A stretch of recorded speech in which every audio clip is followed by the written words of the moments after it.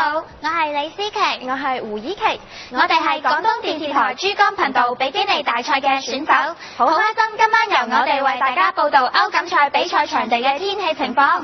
仲有1個鐘頭，2012年嘅歐錦賽就要正式打響啦！揭幕戰係由東道主波蘭坐鎮華沙國家體育場，迎戰04年歐錦賽冠軍希臘隊。等我哋一齊嚟睇下當地嘅天氣情況啦！哇，今日華沙有雨喎，不過氣溫都會保持喺20度左右嘅。相信兩支球隊唔會因為天氣情況而影響到太多，一定會為大家奉獻一場精彩嘅對決。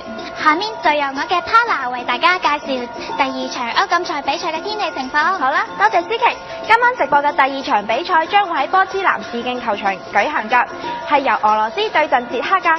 等我哋嚟睇下當地嘅天氣情況先。今日波茲南市呢就有雨薄，氣溫呢仲會喺太陽落山之後呢降到18度左右㗎。咁希望喺開波嘅時候啦，雨水就可以暫時停一停，等兩支球隊可以充分咁發揮出佢哋嘅水平。